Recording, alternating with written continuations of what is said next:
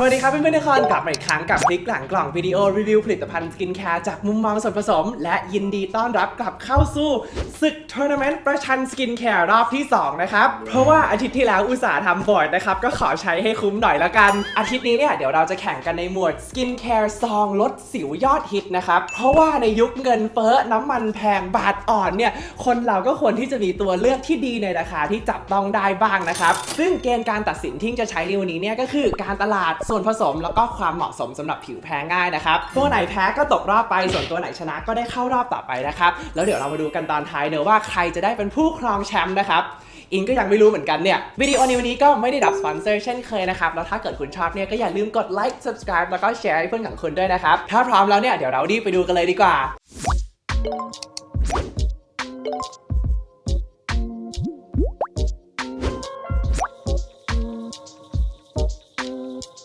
เอาละครับแมตช์แรกของวันนี้เนี่ยเป็นศึกไทยญี่ปุ่นนะครับได้แก่ยันฮีครีมแต้มสิวแล้วก็มิซูมิ 3% sulfur นะครับเป็นผลิตภัณฑ์ซองแค่2ตัวนะครับที่คิดว่าชูส่วนผสมของ sulfur เป็นหลักแต่ว่าเดี๋ยวเรามาวิเคราะห์การตลาดของทั้ง2กันก่อนดีกว่าของตัวยันฮีเนี่ยเขาบอกว่า 98% ของผู้ใช้พอใจสิวอักเสบยุบโดยที่มีดอกจันเล็กๆอยู่ข้างๆนะครับเดี๋ยวอิงจะขอกระซิบอะไรให้ฟังนะครับทุกคนพร้อมไหมเข้ามาใกล้ๆนะครับทุกครั้งที่เห็นเครื่องหมายดอกจันเนี่ยให้ลองพลิกหลังกล่องไปดูข้างหลังเพื่อดูความหมายที่แท้จริงของมันนะครับเพราะหลายครั้งเนี่ยมันเป็นวิธีซ่อนข้อมูลที่แบรนด์ต่างๆไม่อยากให้คุณเห็นเดี๋ยวเราลองหยิบแว่นขยายขึ้นมาดูกันนะครับเขาเขียนว่า 98% อันนี้เนี่ยมาจากกลุ่มผู้ทดลองใช้ที่ทดลองใช้เป็นเวลา3วันโอเคก่อนอื่นเลยเนี่ยทดลองแค่3วันเห็นผลของสิวอักเสบยุบเลยเหรอนี่สิวนะไม่ใช่ถนนกรุงเทพยุบข้ามคืนเนี่ย2อย่าลืมว่านี่เป็นแค่แบบทดสอบความพึงพอใจเท่านั้นนะครับอย่าลืมว่าผู้เข้าร่วมทุกคนเนี่ยได้เงินมาเพื่อทำแบบสอบถามอันนี้ผลที่ได้ออกมาเนี่ยมันก็จะมีความ bias มากกว่าถ้าเกิดให้คุณหมอเป็นคนเกรดหรือว่าใช้เครื่องวัดผิวนะครับแล้วฝั่งของมิซูมิล่ะเขาเคลมว่าลดสิวผดสิวอุดตันภายใน3วันเช่นกันนะครับพอส่องกล้องจุลทรรศน์ไปดูที่ดอกจันแล้วเนี่ยเขาเขียนว่าทดสอบโดยสถาบัน Dermscan จากประสบการณ์ส่วนตัวเนี่ยอิงคิดว่า Dermscan ก็เป็นสถาบันที่มีความน่าเชื่อถือนะครับเพราะการทดสอบอันนี้เนี่ยน่าจะมีคุณหมอมาเกรดแล้วก็ให้คะแนนนะครับแต่ว่าเคลม3วันเนี่ยก็ยังค่อนข้างแรงมากๆเลยนะครับในมุมมองของอิงเขาอาจจะแค่เพิ่งเริ่มเห็นผลแบบนิดเดียวนะครับก็เอามาเคลมซะแล้วสิวเป็นอะไรที่ใช้เวลาในการรักษานะครับอย่าใจร้อนเพราะว่ามันจะนำไปสู่แค่อย่างเดียวเลยนั่นก็คือความผิดหวังใดๆก็ตามในด้านการตลาดเนี่ยอิงขอให้มิซูมิชนะไปก่อนนะครับด้วยคะแนน0-1เดี๋ยวเรามาดูส่วนผสมกันต่อเลยนะครับตัวยันฮีเนี่ยเขาชูส่วนผสมของซัลเฟอร์ซึ่งเป็นตัวที่เก่าแก่นะครับมีวิจัยสนับสนุนอยู่เยอะเลยว่าสามารถช่วยฆ่าเชื้อแบคทีเรียที่ก่อให้เกิดสิวได้แต่เดี๋ยวนี้เนี่ยไม่ค่อยได้เห็นกันบ่อยแล้วนะครับเพราะว่าน้องมีความ malodorous หรือศัพท์เฉพาะทางภาษาไทยเนี่ยเรียกว่ากลิ่นเหมือนไข่เน่านะครับซึ่งมันมีกลิ่นแบบนั้นจริงๆทุกคนในวิธีการใช้เนี่ยควรจะเขียนไว้ด้วยนะครับว่าให้หายใจทางปากเวลาที่ทานอกจากนี้เนี่ยเขาก็มีซาลิซิลิกแอซิดนะครับเป็นกรดที่ลงไปในรูขุมขนได้นะครับแล้วก็จะช่วยผลัดเซลล์ผิวไม่ให้เกิดการอุดตันแล้วก็ช่วยลดความมันกับการอักเสบได้ด้วยนะครับเพราะฉะนั้นถ้าเกิดจำได้จากวิดีโอรักษาสิวของอิงเนี่ยก็จะรู้เลยนะครับว่าตัวนี้เนี่ยเขาช่วยได้ทั้ง4ปัจจัยของการเกิดสิวเลยแล้วตัวมิซูมิล่ะตัวนี้เนี่ยเขาก็ใช้ซัลเฟอร์ 3% นะครับแล้วอิงก็คอนเฟิร์มได้ว่ามีกลิ่นไข่เน่าเช่นกันนะครับแต่ว่าจะน้อยกว่าตัวยันฮีเยอะเลยนะครับมีกรดซาลิซิลิกแอซิดที่เหมือนกับในยันฮีเช่นกันจุดเด่นของเขาก็คือส่วนผสมของคาลินนะครับที่ทำหน้าที่เป็นแมสโคลนช่วยดูดซับความมันส่วนเกินได้นะครับที่เป็นหนึ่งในสาเหตุของการเกิดสิวแล้วก็มีซิงค์ PCA กับ Witch Hazel ช่วยลดความมันได้เพิ่มเติมด้วยนะครับก็เลยช่วยได้ทั้ง4ปัจจัยของการเกิดสิวนะครับแล้วโดยรวมเนี่ยอิงก็คิดว่าส่วนผสมครบกว่าตัวยันฮีนะครับก็เลยขอให้ชนะไปในราวนี้เช่นกันนะครับด้วยคะแนน0-2สุดท้ายเนี่ยมาดูความเหมาะสมสำหรับผิวแพ้ง่ายกันนะครับของมิซูมิเนี่ยเขาแนะนำว่าให้ทาทิ้งไว้ข้ามคืนเลยนะครับซึ่งส่วนตัวเนี่ยอิงคิดว่ามันแห้งมากๆเลยเพราะว่าตัวคาลินเนี่ยมันดูดน้ำมันเก่งมากใครที่เพิ่งเริ่มใช้เนี่ยอิงแนะนำว่าให้ลองทิ้งไว้สัก30นาทีหรือว่า1ชั่วโมงดูก่อนนะครับส่วนตัวอิงคิดว่าตัวยันฮีอ่อนโยนกว่านะครับแต่ว่าก็ยังแพ้ไปด้วยคะแนน1-2นะครับแล้วก็ขอแสดงความยินดีกับมิซูมิด้วยนะครับได้ไปรอบรองชิงชนะเลิศละครับคู่ต่อไปเป็นศึก AHA 2ตัวดังเลยนะครับตัวแรกเนี่ยเป็นมิซูมิอีกแล้วนะครับตัว AHA BHA Acne Serum แข่งกับตัว Claire Triple C Skin Booster Treatment Patch Shine Up Daily Exfoliator นะครับท ทำไมชื่อยาวขนาดนี้ เดี๋ยวมาดูเคลมของพวกเขากันนะครับมิซูมิเนี่ยเขาเคลมว่าเป็นเซรั่มลดสิวผิวกระจ่างใสใน7วันส่วนแคลร์เนี่ยเขาเคลมว่าเคลียร์สิวอุดตันเห็นผลภายใน7วันเหมือนกันซึ่งทั้งคู่เนี่ยก็ผ่านการทดสอบจากสถาบันเดิร์มสแกนมาแล้วนะครับส่วนตัวเนี่ยอิงจะไม่มีวันเข้าใจแบรนด์ที่เคลมเห็นผลใน7วันหรือว่าน้อยกว่านั้นเลยนะครับเพราะถ้าเกิดอิงเป็นลูกค้าเนี่ยอิงจะเริ่มมีความคาดหวังสูงและรู้สึกว่าการที่แบรนด์เขียนแบบนี้เนี่ยเหมือนเป็นการขุดหลุมฝังศพให้กับตัวเองนะครับเพราะยังไงผู้บริโภคก็มีแต่จะผิดหวังในด้านการตลาดเนี่ยอิงก็ขอให้เสมอกันนะครับ1:1มาดูส่วนผสมกันต่อเลยนะครับตัวมิซูมิเนี่ยเขาใช้อะไรสักอย่างหนึ่งที่ทางแบรนด์เนี่ยเขาตั้งชื่อขึ้นมาเองนะครับว่า Advanced AHA ซึ่งอิงก็สงสัยมานานมากแล้วนะครับว่ามันคืออะไรกันแน่จนกระทั่งเมื่อเดือนก่อนนู่นนะครับอิงเข้าประชุมกับบริษัทขายสารเคมีที่ฝรั่งเศสเจ้าหนึ่งอิงก็ฟังเขาพรีเซนต์ส่วนผสมตัวหนึ่งอยู่นะครับแล้วก็ได้แต่คิดในหัวว่าเฮ้ยทำไมกลุ่มส่วนผสมนี้ชื่อมันคุ้นหูจังเลยแล้วก็ปิ๊งขึ้นมาในหัวได้นะครับว่าเฮ้ยมันเป็นตัวที่อยู่ในมิซูมิตัวนี้นี่เองเป็นคอมโบของกรด AHA 3 ตัวนะครับ Glycolic Acid Lactic Acid แล้วก็ Citric Acid ในสัดส่วนที่ perfect ที่ทางบริษัทขายสารที่ฝรั่งเศสเนี่ยเขาตั้งชื่อว่า Skin Perf นะครับแล้วก็เขาได้ทำวิจัยดีๆออกมาเยอะมากชี้ว่าสามารถช่วยลดสิวได้นะครับโดยที่มีความอ่อนโยนมากกว่าพวกกรด AHA อื่นๆหลายเท่าตัวเลยนอกจากนี้เนี่ยเขาก็มี BHA หรือว่า Salicylic Acid 2% นะครับแล้วก็ Zinc PCA ที่สามารถช่วยลดความมันได้เพิ่มเติมด้วยยังไม่หมดนะครับมีกลุ่มส่วนผสมอีกกลุ่มหนึ่งที่อิงดูหลังกล่องแล้วแบบมันคุ้นไปหมดเลยเราเคยเจอกันมาเมื่อพบที่แล้วใช่ไหมจนต้องกลับไปคุยเอกสารเพียบเลยนะครับแล้วก็พบว่ามันคือตัวนี้จริงๆนะครับ Grand Active Acne มาจากบริษัทที่ชื่อว่า Grand นะครับแล้วก็เป็นส่วนผสมที่อยู่ในเจลแต้มสิวตำนานของ Smooth E มีวิจัยสนับสนุนอยู่เพียบเลยนะครับว่าสามารถช่วยฆ่าเชื้อแบคทีเรียที่ก่อให้เกิดสิวได้เสียดายอย่างเดียวนะครับคือทาง Grand เนี่ยเขาบอกว่าต้องใส่มา 5% นะครับแต่ว่ามิซูมิเนี่ยน่าจะใส่มาน้อยกว่านั้นเยอะเลยนะครับถ้าเกิดดูจาก ingredient list แล้วก็ช่วยได้ทั้ง4ปัจจัยของสิวด้วยตอนนี้แคลร์บอกว่าไม่ต้องรีวิวฉันแล้วแหละข้ามฉันไปเลยก็ได้ถ้าจะขนาดนี้อย่าเพิ่งนะครับแคลร์เนี่ยเขาก็ใช้กรดเหมือนกันนะครับเป็น AHA ตัว lactic acid ตัวเดียวแล้วก็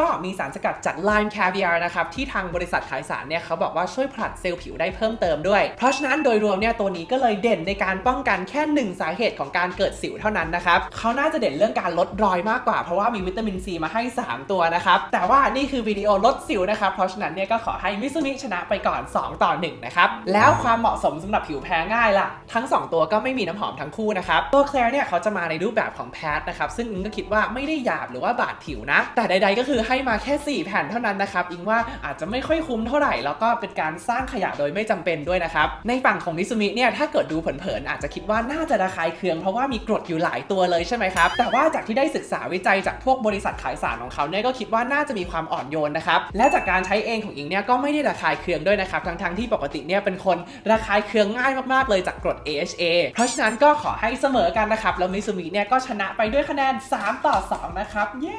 ้ต่อไปนะครับเป็นแมตช์เกาหลีไทยที่ไม่ใช่วอลเลย์บอลนะครับนั่นก็คือตัว Rojukiss Acne Spotless Serum กับ Plenary Tea Tree Intense Serum นะครับมาดูเคลมการตลาดก่อนเลยแล้วกันนะครับตัว Rojukiss เนี่ยเขาบอกว่าช่วยลดสิวซ้ำซากได้ใน7วันพิสูจน์โดยผู้เชี่ยวชาญเกาหลีโบไม่รู้เหมือนกันนะครับน่าจะเป็นแลบอะไรสักอย่างที่เกาหลีนะครับแต่ว่าส่วนตัวอยากได้ข้อมูลเพิ่มเติมอีกเยอะเลยนะครับของ Plenary เนี่ยเขาเขียนว่าเซรั่มสิวคุมมันกระชับรูขุมขนไม่ได้เคลมว่ากี่วันนะครับเขาก็เลยไม่ได้ส่งทดสอบเหมือนกับเซรั่มตัวอื่นๆในวันนี้แต่เขาบอกว่ามี natural probiotic นะครับที่เป็นจุลินทรีย์ช่วยให้ผิวแข็งแรงความจริงแล้วเนี่ยคือเราไม่สามารถใส่จุลินทรีย์หรือว่าสิ่งมีชีวิตเข้ามาในสกินแคร์ได้นะครับเพราะว่าสารกันบูดเนี่ยมันจะฆ่าพวกมันไปหมดเลยเหมือนกับเอาปลามาอยู่บนบกนะครับหรือว่าเอานกไปอยู่ใต้น้ำมันไม่ใช่สภาพแวดล้อมที่เอื้อต่อการมีชีวิตของมันนะครับเพราะฉะนั้นนี่คิดว่าค่อนข้าง misleading นิดนึงนะครับก็ขอให้ Rojukiss ชนะไปก่อนด้วยคะแนน1-0แล้วส่วนผสมล่ะบอกเลยว่าทั้ง2ตัวนี้เนี่ยแทบจะเหมือนกันเป๊ะเลยนะครับถึงกับต้องดูผู้ผลิตเลยนะครับว่ามาจากโรงงานเดียวกันหรือเปล่าคลอดจากคุณแม่อาดีคนเดียวกันใช่ไหมสรุปไม่ใช่นะครับแต่ว่าดูสิแทบจะลอกกันมาเลยนะครับมี Niacinamide กับ Witch Hazel ช่วยคุมความมัน Salicylic Acid ช่วยผลัดเซลล์แล้วก็มี Tea Tree ช่วยฆ่าเชื้อแบคทีเรียเหมือนกันนะครับแล้วก็สารสกัดจากธรรมชาติช่วยปลอบประโลมกับฆ่าเชื้อตัวเดียวกันเพียบเลยแต่ว่า Plenary เนี่ยจะเด่นตรงที่มีกรด PHA ตัว gluconolactone ช่วยผลัดเซลล์ได้เพิ่มนะครับแล้วก็ Zinc PCA ช่วยลดความมันได้ซึ่งเป็นตัวที่ Rojukiss ไม่มีนะครับเพราะฉะนั้นก็ขอให้ Plenary ชนะไปอย่างชิวเฉียดด้วยคะแนน1-1นะครับสำหรับความเหมาะสมสำหรับผิวแพ้ง่ายเนี่ยทั้ง2ตัวก็มีน้ำหอมมาทั้งคู่เลยนะครับของ Plenary เนี่ยเขาจะมีท็อปโน้ตเป็นส่วนประกอบของน้ำหอมที่มาจากน้ำมันหอมระเหย Tea Tree นะครับซึ่งมันจะ จะติดอยู่แค่แป๊บเดียวก่อนที่จะเหยออกไปนะครับแต่ว่าของ Roger Kiss เนี่ยจะเป็นน้ำหอมสังเคราะห์เลยนะครับที่อิงคิดว่ามีกลิ่นที่แรงแล้วก็ติดทนนานกว่านะครับเพราะฉะนั้นก็ขอแสดงความยินดีกับ Plenary ด้วยนะครับได้ไปรองชิงชนะเลิศเย้แมตช์หยุดโลกคู่สุดท้ายนะครับบอกเลยว่าอิงเก็บตัวที่ดังที่สุดเอาไว้ท้ายสุดเลยตัว BK Acne Booster Serum นะครับแล้วก็ตัว Clear Nose Acne Gel ของ BK Acne เนี่ยเขาบอกว่าช่วยลดความมันรูขุมขนแลดูจางลงนะครับส่วนของ Clear Nose เนี่ยบอกว่าเป็นสูตรเข้มข้นเร่งด่วนลดการอุดตันทั้ง2ก็ไม่ได้เคลมระยะเวลาการเห็นผลแล้วก็ไม่ได้ส่งทดสอบใดๆนะครับก็โอเคไม่เป็นไรนะครับดีกว่าเคลมแรงแล้วก็สร้างความหวังแบบลมๆแรงๆนะครับแต่ Clear Nose เนี่ยเขาเคลมเรื่อง 0% ซิลิโคนด้วยนะครับมองบนแรงจนเห็นกะโหลกแล้วนะครับนะตอนนี้ Silicones are completely safe ขอให้ BK Acne ชนะไปเลยนะครับ1-0ในด้านส่วนผสมล่ะตัว BK Acne เนี่ยเขาก็มี Salicylic Acid นะครับช่วยผลัดเซลล์แล้วก็ลดอาการอักเสบแล้วก็มี Niacinamide ช่วยลดความมันนะครับมี Malic Acid แล้วก็ Tartaric Acid นะครับเป็นกรด AHA 2 ตัวที่ไม่ค่อยได้เห็นบ่อยนักมีวิจัยสนับสนุนว่าสามารถช่วยผลัดเซลล์ผิวได้นะครับแต่ว่าก็มีประสิทธิภาพที่ต่ำกว่าพวก Glycolic หรือว่า Lactic Acid ที่พวกเราน่าจะคุ้นเคยกันดีแล้วนะครับมีสารสกัดจากใบบัวบกที่สามารถช่วยปลอบประโลมผิวแล้วก็ลดอาการอักเสบได้แล้วก็มี Tea Tree Oil เจ้าเก่าเจ้าเดิมนะครับสามารถช่วยฆ่าเชื้อแบคทีเรียได้โดยรวมก็ช่วยได้ทั้ง4ปัจจัยของการเกิดสิว ความในใจตอนนี้ก็คือทำไมส่วนผสมทุกตัวในวันนี้เนี่ยมันคล้ายกันไปหมดเลยอิงเป็นคนเดียวหรือเปล่าที่รู้สึกเบื่อมากอยากเห็นอะไรที่เป็น innovation มากกว่านี้นะครับรู้สึกว่าทุกคนเนี่ยวนเวียนกันอยู่แค่ส่วนผสม 4-5 ตัวนี้แหละโดยเฉพาะ Tea Tree นะครับสกัดกันจนหมดป่าแล้วมั้งเนี่ย Does originality exist in 2022 มาดู Clear Nose กันต่อนะครับตัวนี้มีกรด AHA เหมือนกันนะครับแต่ว่าเป็นตัว Glycolic Acid ที่มีงานวิจัยสนับสนุนเยอะกว่าในการผลัดเซลล์มีกรด BHA ตัว Salicylic Acid เหมือนกันเลยนะครับแล้วก็มีกรด PHA ด้วยนะครับตัว Gluconolactone ตัวนี้จะมีขนาดโมเลกุลใหญ่มากๆนะครับแล้วก็จะช่วยผลัดเซลล์ผิวชั้นบนได้ดีแต่ว่ามีความอ่อนโยนมากๆด้วยมีสารสกัดจากธรรมชาติช่วยปลอบประโลมผิวลดอาการอักเสบอยู่เยอะเลยนะครับอย่างเช่น Calendula Chamomile แล้วก็ Centella มี Zinc PCA Zinc Gluconate แล้วก็ Witch Hazel ช่วยลดความมันได้เพิ่มนะครับแล้วก็ Tea Tree อีกแล้วนะครับขอหลับใส่แล้วนะเอาจริงๆในด้านส่วนผสมเนี่ยอิงว่าสูสีนะครับดีทั้งคู่เลยถ้าต้องเลือกจริงๆเนี่ยขอเลือกเป็น Clear Nose ละกันนะครับเพราะว่ามีส่วนผสมที่วิจัยสนับสนุนอยู่เยอะกว่าเหมาะสำหรับผิวแพ้ง่ายไหมนะครับทั้งคู่ก็ไม่มีน้ำหอมแล้วก็ส่วนผสมเยอะพอกันเลยอิงว่าโอกาสในการแพ้ก็ไม่น้อยทั้งคู่นะครับขอให้เสมอ 2-2 ก่อนละกันนะครับแล้วเรามาดู Death Match เนื้อสัมผัสกันดีกว่าเนื้อก็จะเป็นเจลใสๆทาง่ายทั้งคู่เลยนะครับแต่ว่าส่วนตัวเนี่ยอิงจะมีปัญหาขุยกับตัว Clear Nose นะครับเพราะฉะนั้นก็เลยขอให้ตัว BK Acne ชนะไปนะครับแล้วก็ได้เข้ารอบชิงชนะเลิศด้วยคะแนน3-2ละครับมาถึงราวน์2รอบรองชิงชนะเลิศกันแล้วนะครับคุณมิซุมิครับรู้สึกยังไงที่ได้เข้ามาถึงรอบนี้ครับก็เป็นมิซุมิกับ Plenary นะครับเดี๋ยวอิงจะขอใช้ประสบการณ์ส่วนตัวจากการใช้ทั้ง2ตัวเป็นตัวตัดสินละกันนะครับบอกตรงๆเลยเนี่ยส่วนตัวอิงจะชอบ Vehicle ของ Serum มากกว่าของ Mask Clone นะครับเพราะว่าเป็นคนที่ผิวแห้งนะครับทุกครั้งที่ใช้ Kaolin เนี่ยจะรู้สึกว่าผิวแห้งตึงแล้วก็ไม่สบายผิวเลยนะครับรู้สึกว่าผิวมันขาดทั้งน้ำแล้วก็ทั้งน้ำมันมากๆเลยนะครับทำให้สามารถนำไปสู่การอักเสบแล้วก็เกราะป้องกันผิวที่โดนทำลายได้นะครับซึ่งแน่นอนว่าอาจจะทำให้สิวแย่ลงได้แต่ใครที่มีผิวมันก็อาจจะชอบนะครับเพราะมันก็ช่วยดูดซับความมันแบบชั่วคราวได้ดีจริงๆแต่ส่วนตัวอิงว่าเซรั่มที่ช่วยเพิ่มความชุ่มชื้นเนี่ยเป็นไอเดียที่ดีกว่านะครับก็ขอให้ Plenary เนี่ยเข้าไปรอบชิงชนะเลิศเลยแล้วกันนะครับว้าวคู่ต่อไปนะครับ Mitsumi AHA BHA กับ BK Acne Booster Serum โหชอบทั้ง2ตัวเลยนะครับเอาจริงๆเลือกไม่ถูกเลย ขอใช้ความ bias ของตัวเองแล้วกันนะครับเพราะส่วนตัวเนี่ยได้เข้าไปฟังทีมขายสารของ Skin Perp แล้วก็ Grand Active Acne มานะครับได้เห็นคุณภาพของวิจัยส่วนผสมพวกนั้นแบบจริงๆเป็นวิจัยที่น่าเชื่อถือนะครับทำแบบ in vivo หรือว่าบนผิวมนุษย์จริงแล้วก็มีโครงสร้างวิจัยที่มันได้มาตรฐานได้คุณภาพที่ดีนะครับส่วนตัวก็ได้ใช้มาอย่างละซองแล้วนะครับคิดว่าเห็นผลดีทั้งคู่เลยโดยเฉพาะตัวมิซุมิเนี่ยเห็นผลในพวกสิวหัวดำได้ดีมากๆและส่วนตัวก็ชอบที่มิซุมิมันส่วนผสมเรียบง่ายกว่าด้วยนะครับก็เลยขอให้ชนะไปแล้วกันนะครับเข้ารอบชิงชนะเลิศว้าวตื่นเต้นอะไรเบอร์นั้น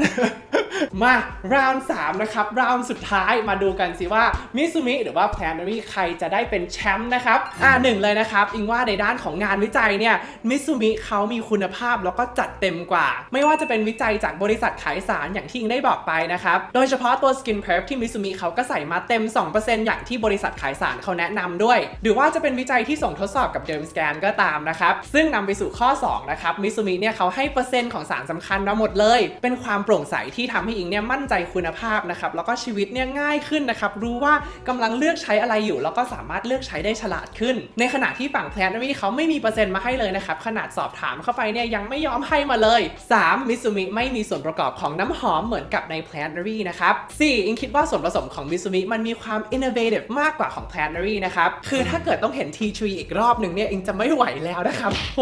พูดซะขนาดนี้เนี่ยสปอนเซอร์ต้องเข้าแล้วนะครับเนี่ยเอาเป็นว่าขอแสดงความยินดีกับมิซูมิ AHA BHA Serum ด้วยนะครับคุณทำดีแล้ว